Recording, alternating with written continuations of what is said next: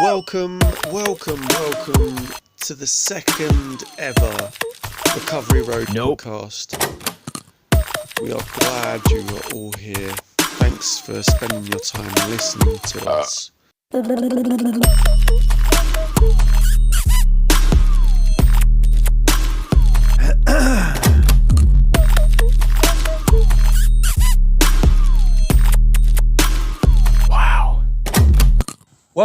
Welcome to the Recovery Road podcast. My name's Matt, I'm an addict, and this is the second ever episode. And today we've brought along Ryan to talk about step one, everything around step one, what it means to him, what it means to me. So with that, step one, we were powerless over alcohol, drugs, that our lives had become unmanageable. So yeah, I'll hand it over to you, Ryan. All right, Matt. All right, mate. How's it going? So, yeah, step one, we admitted we were powerless over drugs and alcohol and that our lives had become unmanageable. There's a line in the big book, and I predominantly speak about this in meetings. I even introduce myself now as like a fully conceded addict because it's not spoke about enough in meetings.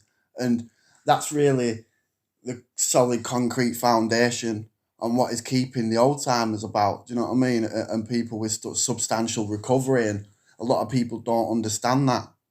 It's the reason why people get in relationships and use when it ends. It's the reason why someone passes away and they use, because they haven't conceded to their innermost self. And there's a line in the big book and it says, we learned we had to fully concede to our innermost self. And I sat down on that and I picked it apart and I really thought, what does that mean? Do you know what I mean? It's like we learned we had to. And the key words there are learned and had to. So we have to do it and we learn to do it. But how do we learn? Because there's only two places this happens, and that's after coming to the rooms and trying to do this on your own will and failing, or before you get here. They're the only two places that this rock bottom occurs, which is a conceding to my innermost self. And conceding is like to reluctantly admit. So how do we learn it? And it's through our own experience.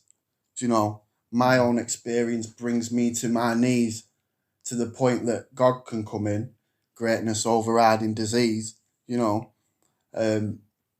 gives me that moment of clarity where I can truly see that drugs and alcohol and need to be stopped in order for me to get well. Do you know what I mean? And a lot of people think rock bottom sort of smashing their life to bits, losing the job, the family, the house and all that. But that's not rock bottom.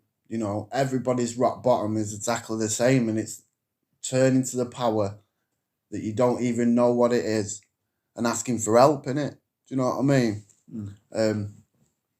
And that gives us that gift of desperation. Do you know what I mean? So we learn we had to fully concede to our innermost self. And I just think it's really important, because a lot of people don't speak about it in meetings. This is the first step in recovery, it says in the big book. It's not the first of the 12, but it's the first step in recovery. I think that's really important. That point where we reach bottom, and we've truly had enough, and we can see that. And that's going to give us the willingness to go and sit down with a sponsor, to ask somebody who we think we're better than to show us how it's done.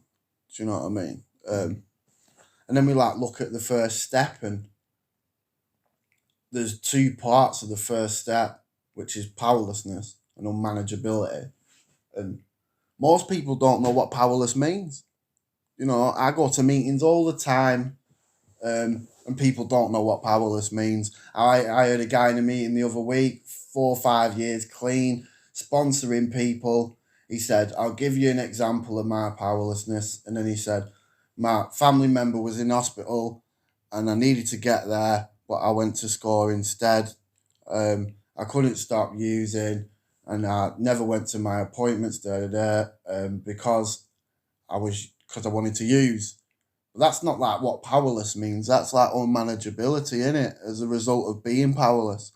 People don't get that, you know. So when I sat down with my sponsor, a guy called Cameron from Canada, he sort of, we looked at all the different ways that I'd tried to stop. And we had this big list. And, you know, when I looked at it, like being in a coma, nearly losing my life, you know, through drinking, I came out and used, it wasn't sufficient enough. The warning of a doctor weren't enough. The geographical cure, moving away, throwing your phone away, that wasn't enough.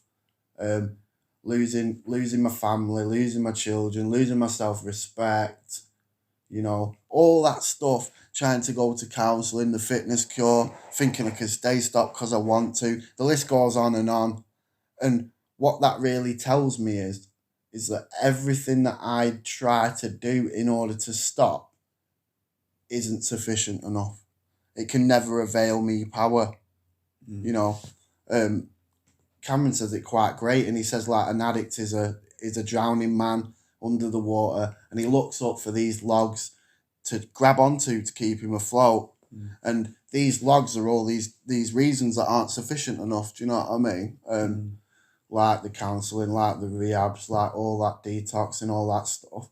And it may keep us afloat for some time, but eventually it becomes slippery and we end up submerged beneath the water trying to find another log to grab onto, you know. And I need that God log.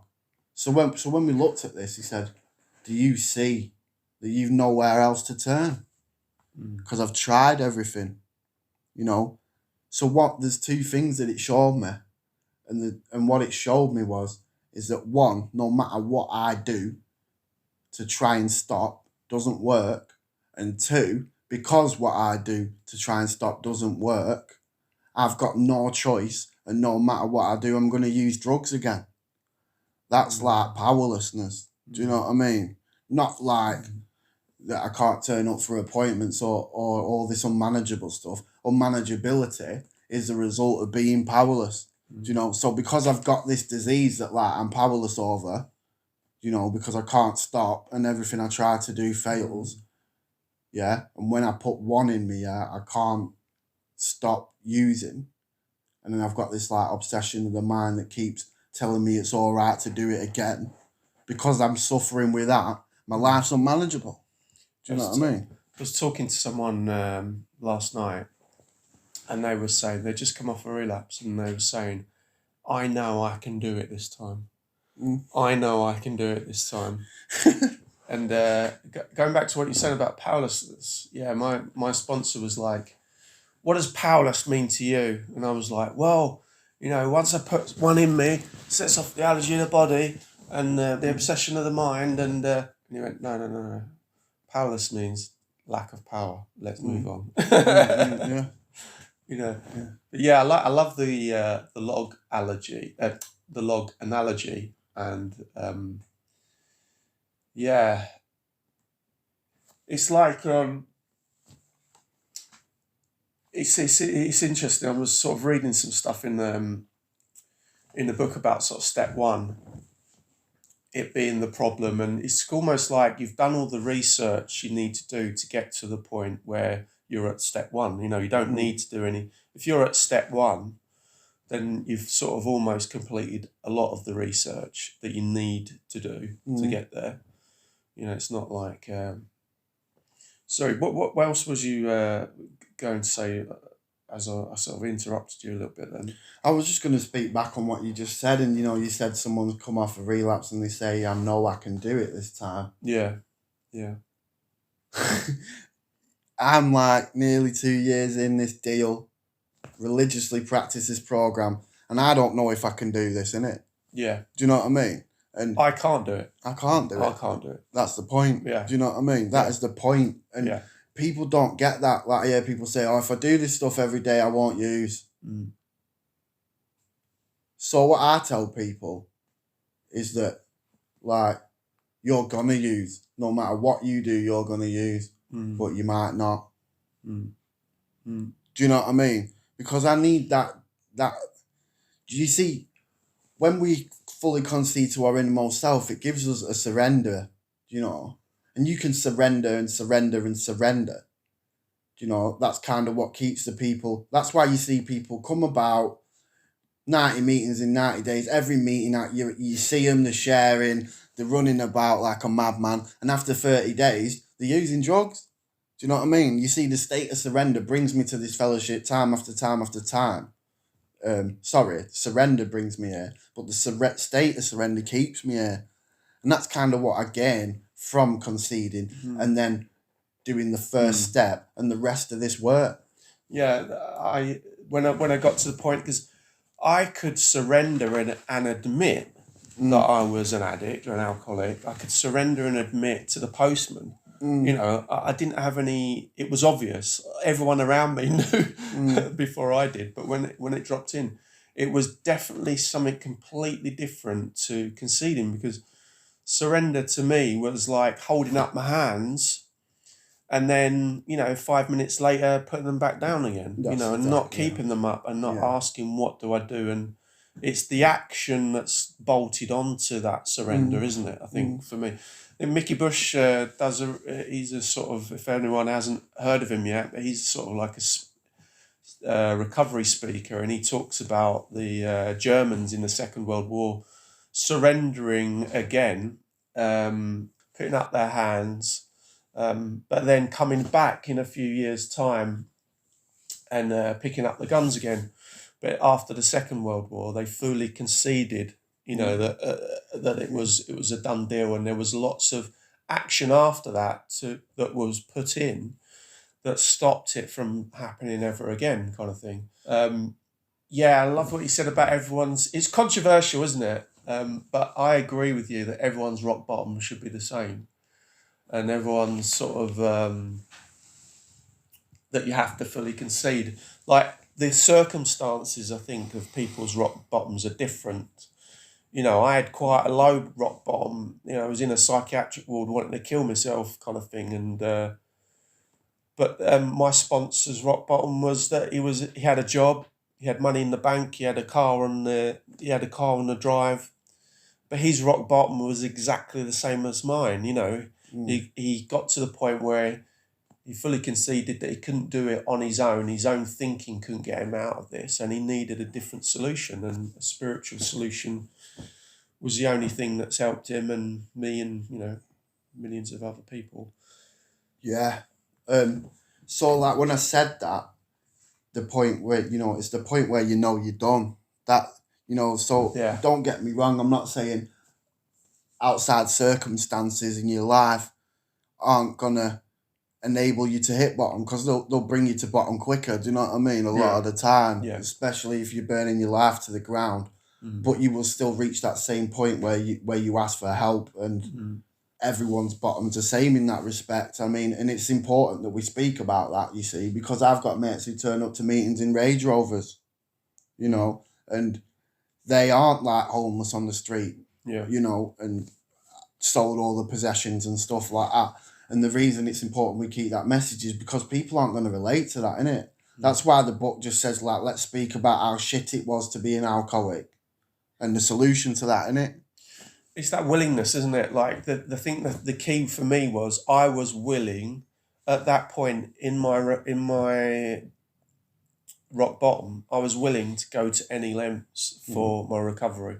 I'd got rid of all of my reservations. I had a reservation that once I spoke about it set me free, and I thought it was only a small thing. It was insignificant almost, and it was the fact that I thought that if I relapse again, I know where my sponsor is, I know where the rooms are, I know where the steps are. And it was a very small one. I didn't even say it to anyone.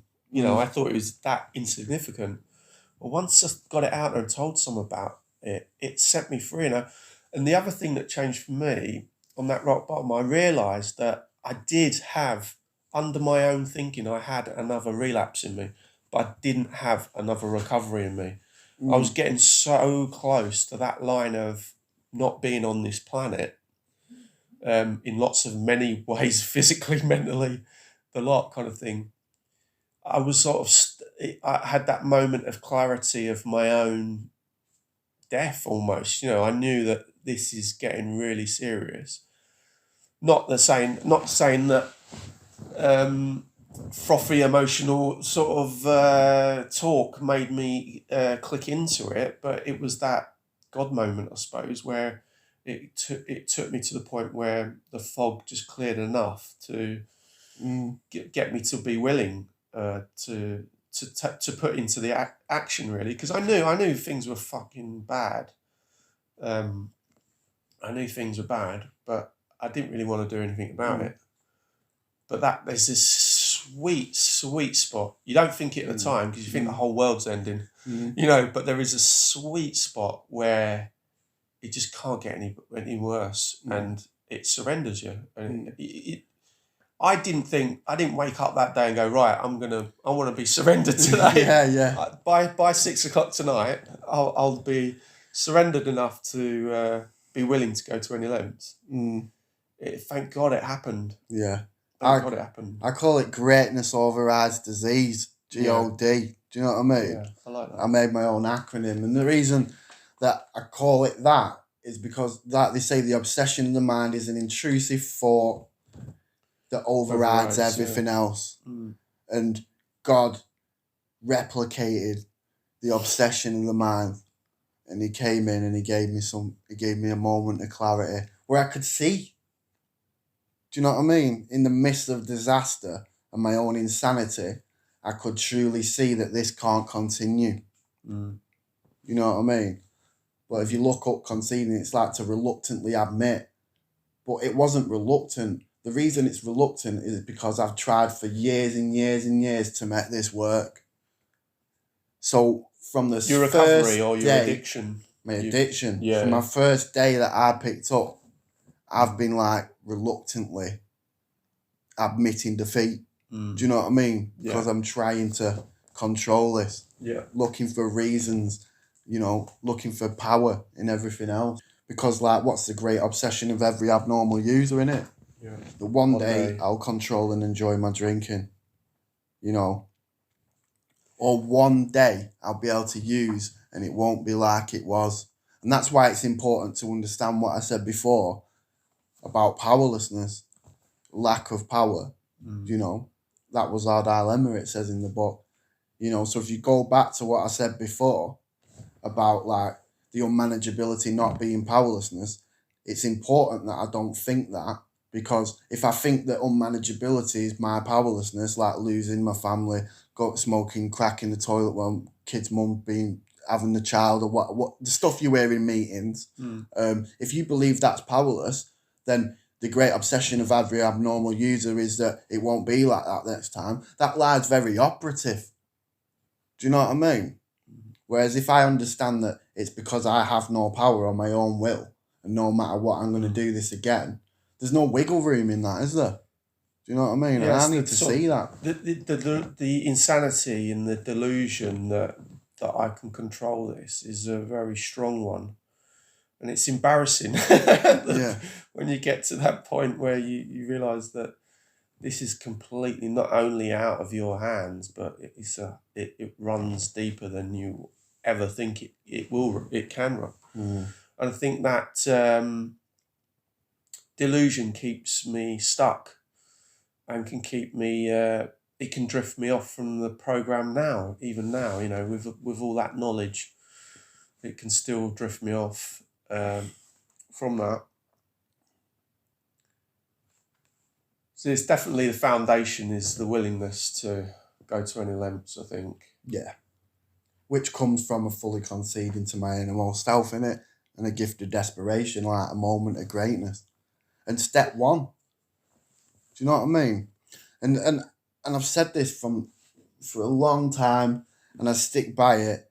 If you have had that moment of surrender and you understand step one, the rest of this work is a no-brainer and it comes automatically. Because you see the futility and fatality of your condition. You understand that this is the only option you've got.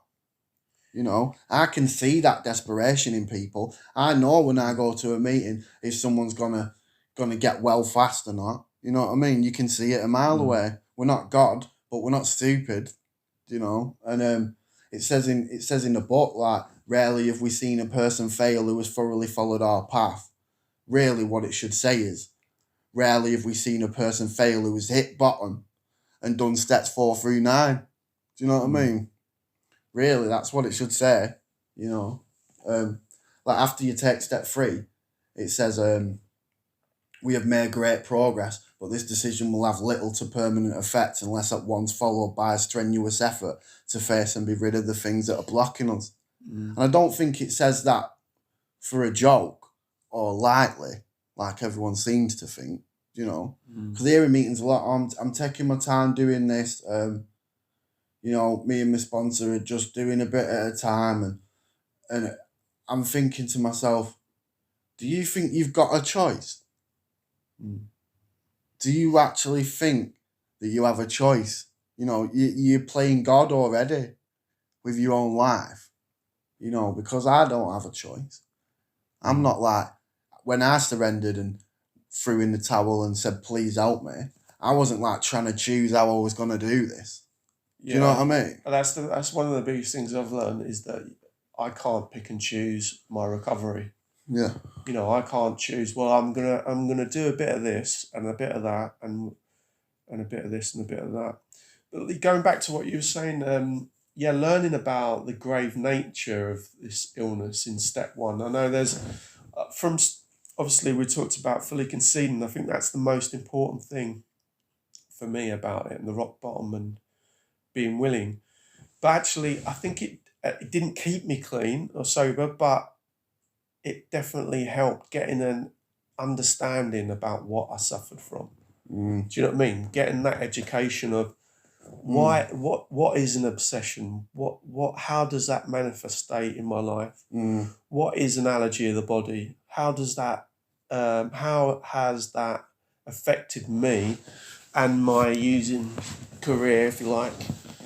You know, how is that manifested in my life? And when I learnt about all of that stuff, that my body and my mind is different to the average temperate drinker or temperate user, it connected the dots. And I had a breathe, sigh out moment kind of thing, you know, realising, right, so that's why I acted like that. That's why I did that. And it was an eye opener, and I got a bit of freedom from it. But like you said, it didn't keep me. It didn't keep me clean. Knowledge will not keep me. But it was I remember listening. My first sort of awakening around the educational side was when I listened to Joe and Charlie tapes on YouTube. If anyone hasn't listened to them before, I really recommend them. They explain the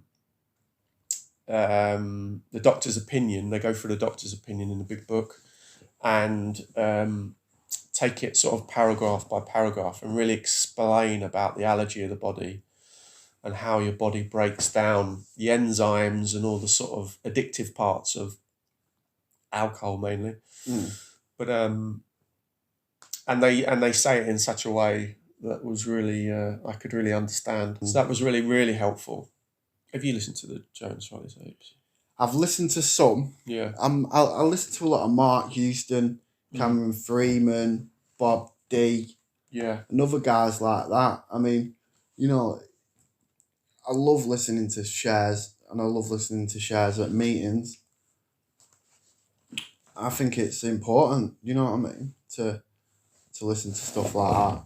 I always have done anyway. I just like having somebody else who shares the message, do you know, because it's rare you hear that. When you go to a meeting, let's be honest, you don't hear it, do you? Do you know what I mean? Most of the time, you hear stuff that's irrelevant to what we suffer with. And that's the reason that the recovery rate's like 5%. Do you know what I mean?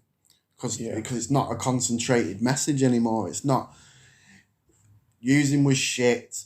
I smashed my life to bits. I've got this illness, obsession of the mind, analogy of the body. I can't stop. Get a little bit of identification going. And then I say like, so then I came here. I started working this program. My life's changed as a result of doing that. The obsession has left.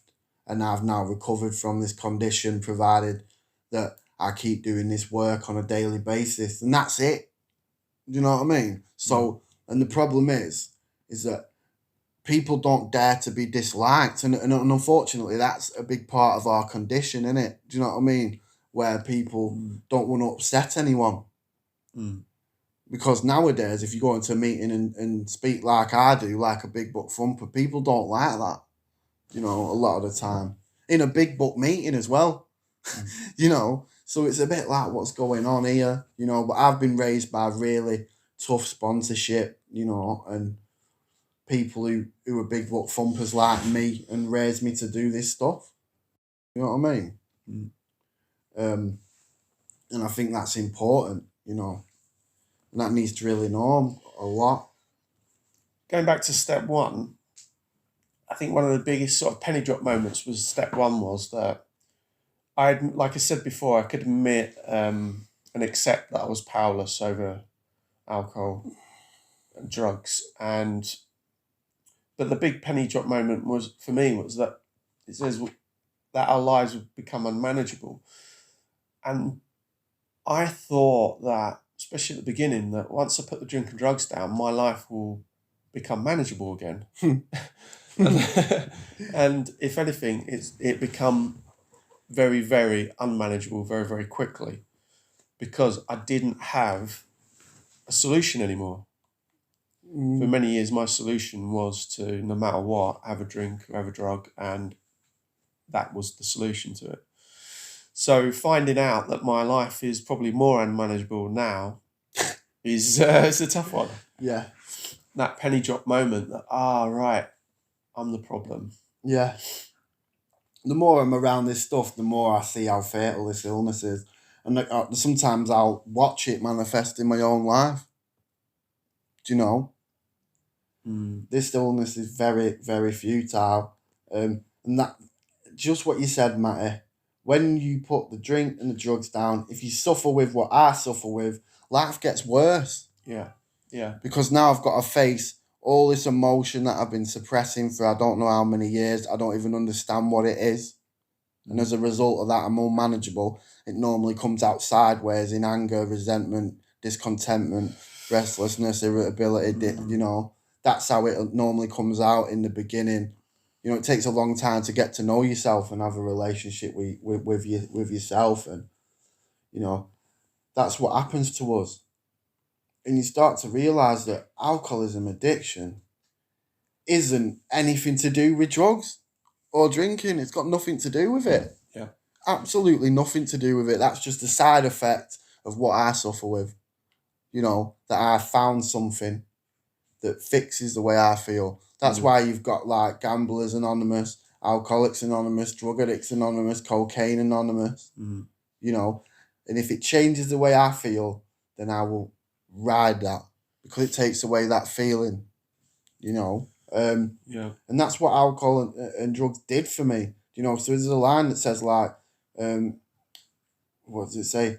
Most drinkers and users drink because they like the effect produced by alcohol, you know. And when I started drinking, the first time I drank, I loved it. I went into a blackout, me, at 11-year-old in my mum's wedding, you know. I couldn't stop from the first time I used, and it changed my perception of the world and myself, you know. I've got this mind that tells me I'm a piece of shit, that I'm not good enough, nobody likes you, constantly ruminating, this very uncomfortable feeling within, mainly consisting of fear and massive insecurity that I'm not good enough, you know. And it takes all that away when I use, you see. And that is what happens to me. It changes my perception of reality, you see. So like the Step 9 promises, it says like, we intuitively knew how to handle situations which used to baffle us. It says we will comprehend the word serenity, we will know peace, you know. And every time I use cocaine, I intuitively knew how to handle situations which used to baffle me. Give me a valley and a couple of spliffs, I could comprehend the word serenity and I would know peace. You know, because what I'm really doing is looking for God. You know what I mean? Was it you say quite a lot? and I use it as well about Using drugs is a synthetic Oh, spiritual that's it, experience. a synthetic spiritual experience. Yeah. Because it frees me from me. One of the coolest lyrics I ever wrote was, I'm trying to get away from me without trying to get away from me. Mm. You know, and that really rings true to someone in recovery. Is like, they understand that. I'm trying to get as far away from me as possible, because selfish self-centeredness, that we think is the root of the problem, you know. And the more of me I have in me, the less of you I have in me, you know, the less of God I have in me. But at the same time, I can't run away from me. But I'm trying to get away from me, you know. I understand. I think we've done step one. What do you reckon? Yeah. Yeah, so I think we're going to wrap it up there. Yeah, cheers, Matt, mate. No worries. So thank you everyone for listening to the second ever edition of the Recovery Road podcast. Please like, subscribe, give us a comment. If you identify with anything, let us know what you'd like to hear next, and I'll see you on the next one.